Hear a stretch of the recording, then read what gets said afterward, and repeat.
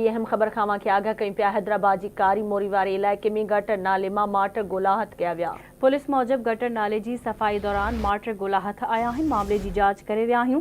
ज़ाहिरी तौर ते ॻोल्हा ज़ंग जी विया आहिनि।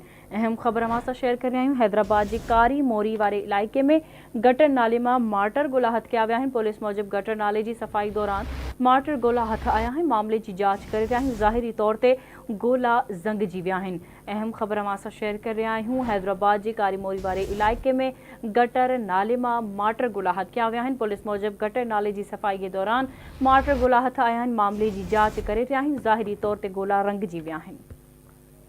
ब्रेकिंग न्यूज़ अवां सां शेयर कयूं पिया। हैदराबाद जी कारी मोरी वारे इलाइक़े में गटर नाले मां मार्टर ॻोल्हा हथ कया विया आहिनि। पुलिस मूजिब गटर नाले जी सफ़ाई दौरान मार्टर ॻोल्हा हथ आया। मामले जी जांच करे रहिया आहियूं। ज़ाहिरी तौर ते ॻोल्हा ज़ंग जी विया आहिनि। तफ़सील मालूम कंदासीं आवाज़ जे रिपोर्टर नसीर चन्ना खां। जी नसीर, कहिड़ा तफ़सील आहिनि हिन हवाले सां आगाह कजो। जी बिल्कुल, हैदराबाद के कारी मोरी वारे इलाइक़े में नाले मां मार्टर ॻोल्हा हथ कया विया आहिनि। पुलिस जो चवणु आहे त नाले जी सफ़ाई दौरान ॻोल्हा हथ आया आहिनि, जंहिंजी जांच करे रहिया आहियूं। जो त ज़ाहिरी तौर ते जेके ॻोल्हा आहिनि उहे रंगिजी विया आहिनि।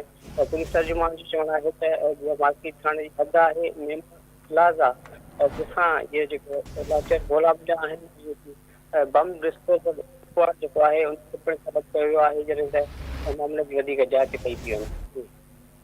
ठीकु आहे नसीर, अवां जी वॾी महिरबानी अपडेट करण जे लाइ।